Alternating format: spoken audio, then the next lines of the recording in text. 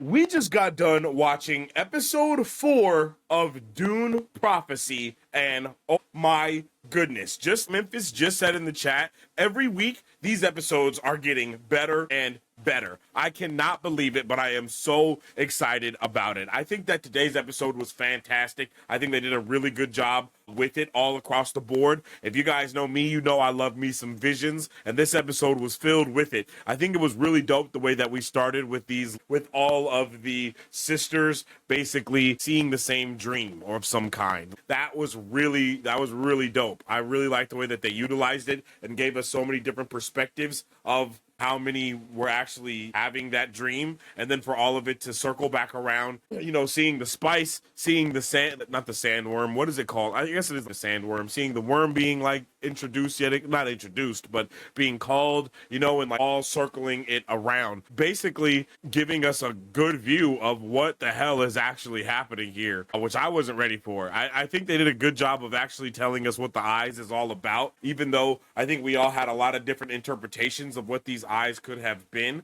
I think this episode, it is very clear that those eyes do belong to our boy. Well, not our boy, because he's a menace, but they belong to our guy, Desmond Hart. You know, Desmond Hart is definitely, this was a Desmond Hart episode, even though he was not throughout the episode, which is something that I can appreciate. I like the way that they're able to let characters shine in an episode that may not even be about them. It's kind of dope. We got a lot of stuff in this episode, though. We were back at House Harkonnen, seeing what's going on. We see that Valia is obviously here trying to make amends, not necessarily with, you know, her uncle, but with her cousin, who actually calls her auntie. So I think that's another thing that their kind of family hierarchy does, is basically if two people are cousins, which they technically would be cousins, because I believe the OG Harkonnen here and Valya's dad were brothers. They were brothers, or her sister, or her mom. I mean, either her mom and him were brother and sister, or him and her dad were brothers, or whatever. So Valya is technically the OG Harkonnen's niece, but for his son, she his aunt, because they do that kind of lineage or family tree, if you will, for the Harkonnens, which I think that's a really dope thing there. I did not expect this episode to go the way that it went. Valia quickly is like, yo, I'm gonna be your guys' truth sayer flat out. I mean, I'm gonna be your guys' truth sayer, and you know, I'm gonna help you guys be brought back to glory. And bro's, after everything you put us through, now you want to bring us back to glory, which I think is hilarious. Very early on, we also find out that our guy Desmond Hart is not a liar. But I mean, he's not a liar at all. He tells the truth very often. If he is ever asked a question, he answers it truthfully.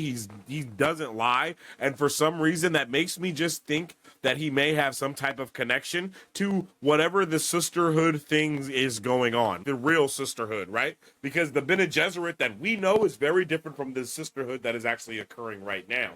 And I believe the main reason about this show is probably so the sisterhood can die and the Bene Gesserit can actually come to exist, which I think is what this will all be about. I like to see Constantine not being able to kind of stand up for himself or his word or anything ever. He always just kind of goes with whatever his father says. But we see the daughter speak out quite often. She speaks out. She goes off after Desmond admits to murdering the boy. She's yo, well, I'm not gonna be here a part of this, and then he walks away. Yeah, me either. Well, whatever you say, father. I'll sit down immediately. Yes, papa. And it's like, damn, bro, come on, get a backbone at least a little bit. You know, get a little bit of a backbone, bro. I mean something, man. Let's make this happen somehow, some way. Then we find out that all of the acolytes actually had that dream, except for Emil, whatever this girl's name is. I don't know what her name is just yet, but she is the only one that actually did not have the dream, which is very interesting. I don't know why she's the only one that didn't have the dream, but I do believe that her character has some type of big thing that's going to be revealed sometime soon. It just feels she has something under her sleeve somehow, some way. I don't know what that something may be, but it definitely seems there's something going on there. We also get this look at the judges at this high council of the Landstrad and how they kind of do things here. We get a brief seeing of what's going on here. And I'm very curious as to what the hell the High Council is going to be up to within these next couple of episodes, especially after this episode ended. It definitely leaves a lot of room to be opened. It was really cool to see the way that Desmond and Haviko kind of were locking in and discussing things together, and you could kind of see that relationship kind of be established between them, almost a bro relationship. Like they're almost becoming bros. I think they do become bros by the end of this episode, to be honest with you. Like, bro, they are solidified as bros when this ends. By the way, they were dropping crazy quotes in this show yet again. Bro talking about the time to put out a fire is when a fool strikes a match, not when your house is burned down. Bro, what? That's fire, bro. That's fire. That's fire right there. He was spitting. Everybody was spitting in this episode yet again. We get more confirmation about how just evil everybody is here and how down it's really about to go. We see that our Atreides guy is out here buying tech. We hear more about the plan and how they're going to blow up the High Council after they basically get together tomorrow, which is absolutely diabolical. Absolutely diabolical. I don't know how everybody was able to figure everything out in this episode either, but they definitely did. They hinted at us early on that I can't remember what her name, Sister Theodosia. They told us early on that Sister Theodosia had some type of abilities going on. And they also showed us very early on this Baron dude that was not buying, but he was doing something that had to do with take the machine. He's doing stuff that he's not supposed to be doing.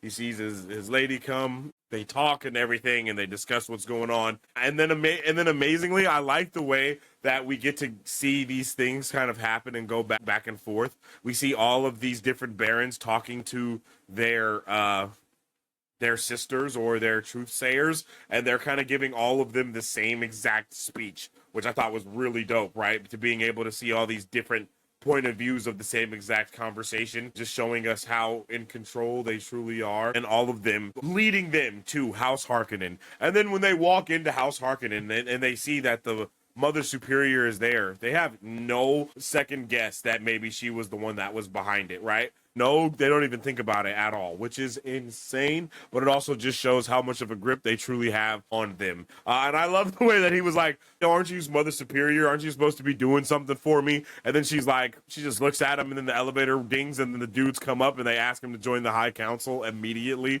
And then he's like, alrighty, well, I was unfamiliar with your game. I love the way that he listens to everything that he has to say first. Literally, he listens to them completely. And entirely, and then only after that, he's like, one moment, please. You look at him in just disbelief. Outstanding work. I love it. I love the way he takes a beat to just be like, damn, she really did it. I had no idea that they were going to ask him to basically out everything that was going on with the Emperor. Is a crazy thing to ask him to do, but ask him and he did it. Well, I mean, he attempted to do it. But after that, we get this crazy scene of seeing all of the sisters that had the dream basically go into this guided hypnosis meditation, and they all kind of see something different. And then as they draw the sands, they're doing all these different things. Just literally, I thought it was all pointing towards Paul. But as we can see, it's very much not pointing towards Paul at all. It is 100% pointing towards Desmond. Is that his name? Desmond? I believe his name is Desmond. Yeah, Desmond Hart. I always forget his name. The OG lady comes in, and she is absolutely tripping balls, as she always is. And then we see that they draw these eyes. They draw everything together. And as they draw it, we see that they draw. Not only do they draw the eyes, but they're also drawing the sandworm and all those things. Crazy, man. It's definitely insane the way that this has been going on. And then the way she says God is watching us. So I do believe all of that stuff is tied in together. The very same way that the Bene Gesserit are going for the Al, whatever it's called. It seems whatever that other subsect of the sisterhood is, they have their own god, their own person who is Desmond Hart, right? That's kind of definitely the vibe that they're going for here, which I'm here for. I'm definitely here for that. there's so many cross, not pollinations, but there's so many cross, I don't know what the word is, but there's a lot of storylines like that I feel like are very interconnected. And I do believe that Desmond and this subsect of the sisterhood are definitely connected in some way, shape, or form. I just don't know what that way is yet, but I do very much want to know. And then we get this dope moment that actually leads to a sadder moment later on. But we see that the Atreides dude and his guy are kind of talking about what they're about to get into tomorrow, right? They're discussing the mission. They're like, hey, man, you know, we're about to do the damn thing tomorrow, and it's about to be crazy. And then yet another quote is dropped because bruh asks him, he's looking around, and I bet you're wondering, why are we sitting here smoking spice when the spice is the very thing that we're trying to kind of fight against? And he says this just amazing quote, righteous, but not pure. That's what I say. And then, of course, he uses that quote as soon as he can right back at the Emperor's daughter, I believe, or stepdaughter. I don't know how that works. Adopted daughter. I don't know what the hell is going on there. But we immediately see them having this discussion. And she's like, yo, I am not with this. Something needs to change. And he's like, yo, I need to change too. Mad sassy with it. Does a little kick spin and then walks away. And I freaking love the way that they have set up these characters and set up their relationship. It's really dope. And I said it, and I said it once, I'll say it again. The daughter definitely looks like Canary from Arrow, from the Arrowverse. You know, she looks like her little sister, 100%. And that's pretty crazy. That is definitely pretty crazy. I just really did. And I also enjoy the dynamic between Sister Ambrosia and the mother superior. I love the way their relationship is, and we obviously know why she brought her now, but we didn't know at the beginning. But we get a little hint of that there. This episode had so much plot, world building, and just expansion on the lore.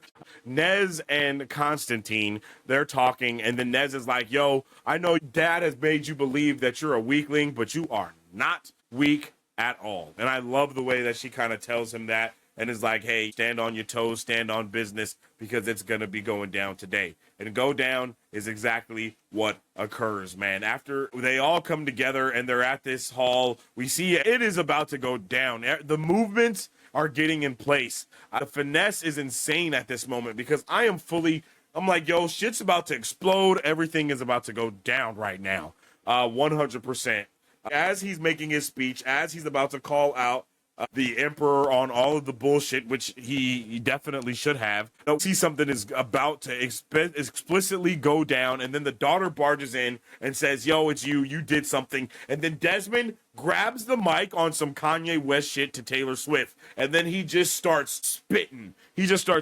Like, yo, y'all all know machines is illegal. I'll murder every single one of y'all that want to do some damn things with some machines because I am the coming of the Messiah. He goes off on a crazy tangent, and he's not, I mean, it doesn't seem that he's wrong, to be completely honest. We find out that he has also thwarted the assassination attempt that was going to happen, yo. He has caught everybody that has been using any type of machines of any kind, and he's locked in, bro. I did not know that Desmond was so locked in, but indeed he's about to be even more locked in as we continue these episodes. After he asks if he can do the thing, he's like, yeah, you can, and bro literally starts melting everybody's ass from the inside out, just quick, fast, and in a hurry. He gets to rushing. Bruh, he burned, 4 or 5 people alive at the same time in this short place. So, I mean, damn. Maybe he did kill homegirl across the world. Maybe he did kill her across the world somehow, some way. Because if no one else got ate by a worm or whatever the hell happened, I don't know if anybody else got this ability that he has to basically... Woo, man, they was cooking. My God, look at that. That's just so haunting, bro. That is just so terrifying. I could not imagine being cooked like that, nor seeing someone being cooked like that. And then he just got to stand there and watch his boy get cooked, and he got to run. And I'm pretty sure that homegirl probably noticed, bruh, being the dude that her boyfriend was with in the bar. And we see even the Bene Gesserit are terrified at everything that's happening here. Oh, I didn't notice that we go into one eye and see this vision. Whoever said that the eyes were his eyes, you're completely right, because we go into his left eye, we see the vision occur, and then we come out of his right eye. So whoever that was in the chat, I think it was Memphis. Shout out to Memphis, because I think you're 100% right about that. I thought the eyes were someone else's, but no, both of those eyes are his, because we go into his right eye, and then as we hear, and then we see them come together, and then we remove, and then we come out of the completely opposite eye than the one that we went into when the vision first started. So 100% that is what's going on there, and I think that's crazy. I think that's actually crazy that those are really his eyes. Those eyes are his eyes. We thought they were Paul's eyes. We thought they were anyone else's. No, those are Desmond's eyes. He is the end of the sisterhood if they don't get it together. And I think that's really funny, because they do become the Bene Gesserit. So maybe he does end the sisterhood, and they just kind of pivot dumbass hard, and they become the Bene Gesserit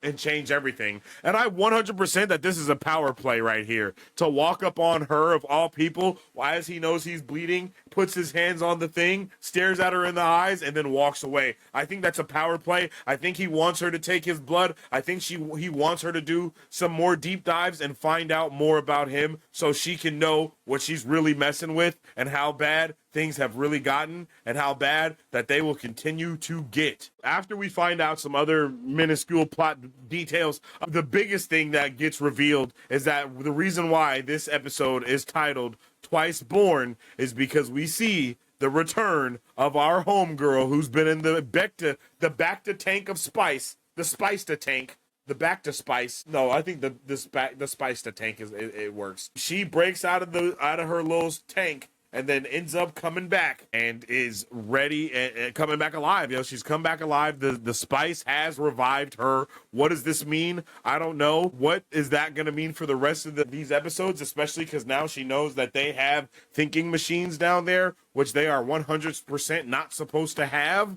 Everything that we saw in this episode was beautiful as well. Cinematography on 10, dialogue on 10. And then I thought we were going to end the episode with her coming alive, but nah. We end the episode with Valia being a straight up menace, going off on her uncle and telling her, bro, I am not just a sorceress, my guy. I am the one, I am the only, I am Mother Superior, and I don't need no magic to kill your old ass, old man. Now walk for it, crawl for it, beg for it. Too bad you ain't getting it, dear uncle, cause you gon' die. And then she just stands there and watches him suffocate. I don't know why he needs spice to survive, but without it, he died. So R.I.P. to Uncle Harkonnen. He gone, and now the young Harkonnen is going to be the ruler of the things we see. I mean, it affects her, obviously. That's her uncle. She loved him. She dropped some tears for it, and her ancestors haunt her immediately. I mean, look, she doesn't look happy by any means. And then as soon as she does this, she just hears all of the whispers of her family, the ancestors. Shame on you. You should not have done this. As she does this, another crazy reveal in this episode. We see her brother pull up, give her a little pep talk for everything she's done as a way for her not to feel bad about it, which is absolutely psychotic. Definitely thought that this was a dream and she was about to wake up from it. But no, chat. This is no dream. No, actually, the reason why she brought Sister Theodosia is because Sister Theodosia is a goddamn, I don't even know. I don't know what Sister Theodosia is, but she a goddamn body snatcher from the 8th dimension, and she done turned into the brother to make Valia feel okay about killing her uncle. And that's crazy. All of that is crazy. I guess that was the final thing that I don't know, man. All of that is wild. I had no idea that that's what was going to be going down, but I thought this was an amazing episode. Make sure you guys let me know how you guys felt about it in the comment section down below, because damn, I was hyped. I was definitely hyped going into this one, and I think that they served to the umpteenth degree. They served a platter of awesomeness here, and I was not ready for it. I love this episode, chat. Let me know how you guys are feeling in the comment section down